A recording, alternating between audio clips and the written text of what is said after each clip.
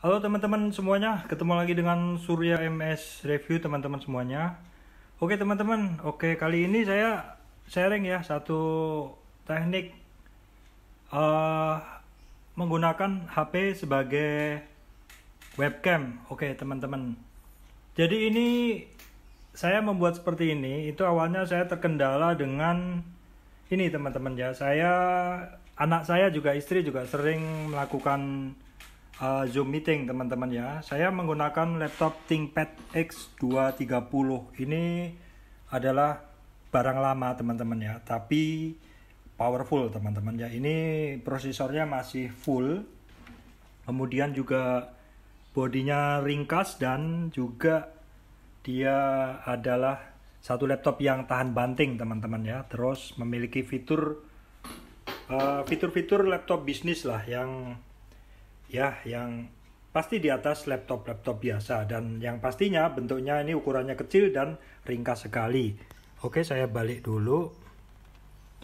Oke, jadi karena seringnya mengadakan Zoom Meet dengan menggunakan aplikasi Zoom ya, tentu perlu yang namanya webcam teman-teman. Nah, ini untuk webcam ini sudah tersedia. Memang resolusinya nyampe 720p atau yang resolusi HD teman-teman ya. Namun demikian, ini kualitas videonya, kualitas rekaman dari video ThinkPad X230 ini tidak terlalu bagus teman-teman. Maklum, ini laptop mungkin umurnya udah lebih dari 5 tahun. Jadi teknologinya juga udah beda sama teknologi sekarang. Nah, apabila dibandingkan dengan handphone teman-teman ya, dibandingkan dengan handphone, sangat ketinggalan sekali kemampuannya. Nah, maka dari itu saya mencari bagaimana cara supaya kualitas dari perekaman untuk digunakan di Zoom Meet ini bagus. Salah satunya adalah dengan membeli webcam. Nah, yang jadi masalah adalah teman-teman saat ini webcam itu harganya melejit teman-teman. Karena di era work from home ini, school from home ini, orang berlomba-lomba atau memang memburu yang namanya webcam teman-teman. Jadi webcam biasa dipakai di PC, terutama PC ya, karena PC tidak memiliki webcam ya. Webcam eksternal. Nah, karena harganya melejit dan juga apa ya istilahnya, sebenarnya juga tidak terlalu perlu gitu. Nah, makanya saya gunakanlah akal mencari solusi bagaimana menyelesaikan keharusan menggunakan webcam ini. Jadi saya menginstal aplikasi yang namanya DroidCam. Jadi teman-teman berkunjung di alamatnya ini dev47apps.com. Nah, kemudian yang perlu teman-teman perhatikan adalah, nah di sini teman-teman harus install dulu aplikasinya di gadget Anda, di gadget Android di sini ya, ataupun di App Store-nya, di install dulu. Baru kemudian setelah itu teman-teman klik di sini ya. Teman-teman pakai apa? Pakai Windows, Pak, pakai Linux ya. Kalau pakai Windows klik di sini dulu ya, teman-teman install dulu ya. Install dulu ini untuk sistem OS-nya 10, Windows 10, Windows 7, 8, Windows 8 juga ya. Teman-teman download dulu ini ya, filenya kecil sekitar 10 megaan lebih dikit ya. Setelah teman-teman install, yang perlu teman-teman perhatikan adalah perangkat ini bisa bekerja simultan antara handphone ya dengan PC Anda itu apabila terhubung ke satu access point yang sama. Nah, di sini saya menggunakan access point dari tenda N301 seperti ini, teman-teman ya. Ini yang biru ini connect ke ini laptop saya ya. Kemudian untuk HP saya ini terhubung secara wireless ke access point tadi. Jadi memang di sini syaratnya adalah kedua perangkat harus terhubung ke access point yang sama. Access point yang sama di sini adalah tenda N301 yang saya pakai tadi. Jadi ini cara wireless teman-teman ya. Nggak ada koneksi apa-apa. Jadi ini teman-teman lihat ya. Gambarnya sama itu. Ya. Jadi gambarnya yang di HP sama yang di ini sama, itu terhubungnya secara wireless ya. Oke, ini kan sudah tersambung ya. Sekarang bagaimana cara menyambungnya? Saya tutup dulu aplikasinya, teman-teman. Saya tutup. Di sini juga saya tutup dulu. Semua aplikasinya saya tutup. Ya, oke, saya clear all ya. Jadi syarat yang pertama adalah wifi-nya harus sama teman-teman ya. Wifi-nya harus sama. Mengakses wifi yang sama dulu. Setelah perangkat menggunakan wifi akses yang sama, ini PC-nya menggunakan jalur yang sama juga ya. Kemudian kita nyalakan dulu di Droid Cam-nya.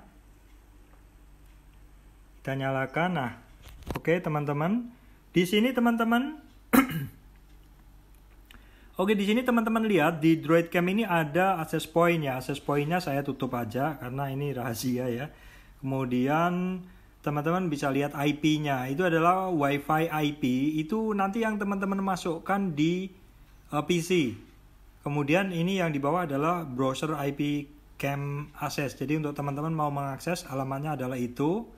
Apabila aksesnya bisa menggunakan browser ya, oke. Oke, setelah itu kita klik Droid Cam yang ada di PC, teman-teman. Kita konekkan. Nah, di sini ada connect melalui USB.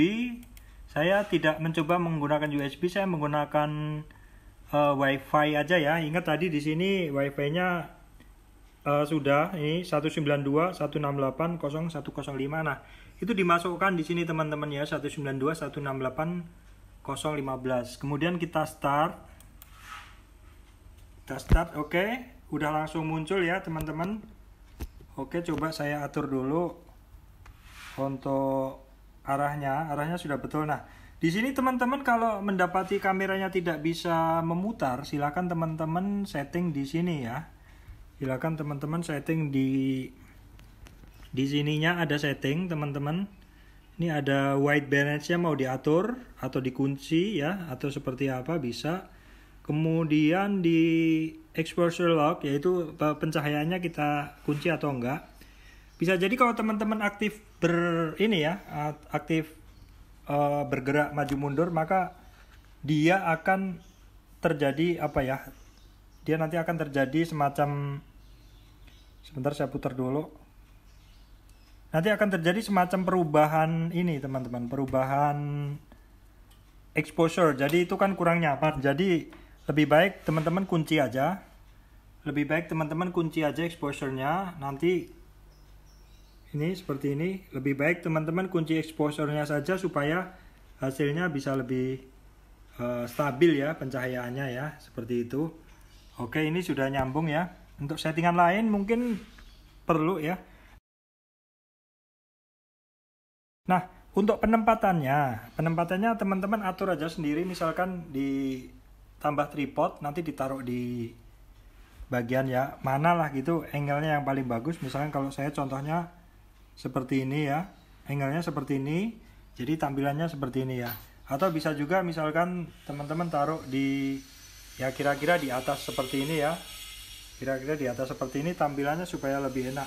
Itu silakan teman atur sendiri ya. Oke, kemudian ada satu hal yang penting juga ya, kalau misalkan teman-teman selama proses ngerekam itu kan HP-nya on terus nih. Nah, itu bisa ditekan ini teman-teman. Yang putih ini ditekan aja, dia akan gelap gini. Walaupun gelap ini, sebenarnya ini dia tetap ngerekam teman-teman. Tetap ngerekam seperti ini. Ini tetap ngerekam. Nah, silakan lihat teman-teman, ini untuk untuk kualitasnya jauh lah dibanding kualitasnya dibanding kualitasnya kamera bawaan dari X230 ini. Oke, teman-teman. Seperti itu settingnya. Ini adalah settingnya aja ya, belum saya integrasikan dengan ini teman-teman, belum saya integrasikan dengan screen recorder. Oke, saya akan coba integrasikan dengan screen recorder ya. Nah, ini screen recorder yang saya gunakan gratis tapi powerful. Ini adalah UBS Open Broadcast Studio. Kemudian di sini teman-teman add-kan aja di bagian display capture, teman-teman tambah video capture device, pilih Droid Cam, video capture device Droid Cam. Oke ya, oke, Droid Cam masuk teman-teman. Droid Cam-nya seperti ini, misalkan mau taruh di mana, di sini gitu misalkan.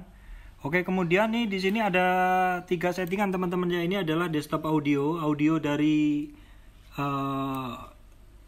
desktop ya. Kemudian ini mic-nya menggunakan mana? Menggunakan mic-nya desktop bisa, atau dimatiin juga bisa, atau menggunakan mic-nya dari video capture atau Droid Studio teman-teman. Nah, untuk penggunaan mic dari Droid Studio itu, nah teman-teman masuk ke settingan di sini ada settingan.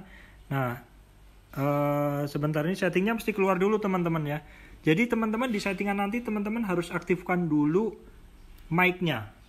Jadi mic-nya harus diaktifkan supaya suaranya bisa masuk ke sini, ke alat perekamnya ini ya, bisa masuk ke sini. Nah, setelah itu teman-teman langsung start recording. Nah, apa yang ada di sini akan ikut terekam teman-teman ya.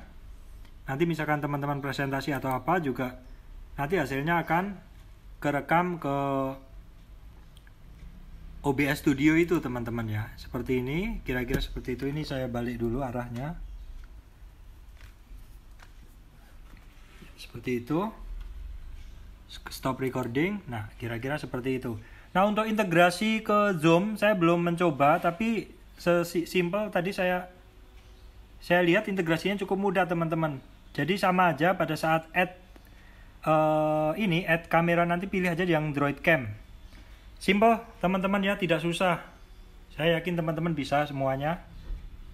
Demikian dari saya teman-teman.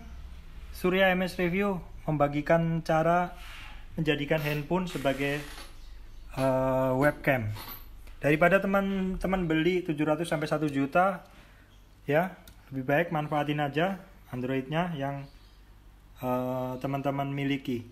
Oh ya teman-teman, selama proses pembuatan ini, maaf kalau misalkan berantakan meja kerja saya ya, itu ada komputer yang biasa saya pakai ngedit ya, kemudian ada perangkat lain selotip apa-apa. Ya maklum sekali teman-teman, ini saya mendadak sekali harus menyiapkan studio ini karena istri saya mau melakukan Zoom ya. Mohon maaf apabila berantakan. Oke teman-teman, ini hasilnya. Gimana? Tajam ya, hasilnya bagus. Saya coba fokus. Hasil ini adalah hasil kamera ya, hasil kamera Samsung J berapa ini? Nih, ini perangkat yang saya pakai untuk merekam teman-teman ya. Silahkan lihat, itu adalah merekam ke sini, tuh gerak-gerak ya. Ya, ini yang saya gunakan untuk Zoom Meet nanti. Jadi saya setup seperti ini, itu hasilnya. Ya. Caranya mudah teman-teman, silakan kalau masih lupa cek video saya sebelumnya ya, maksudnya cek yang dibahasan di video ini. Oke teman-teman, begitu ya. Demikian dari saya Surya, terima kasih teman-teman semuanya.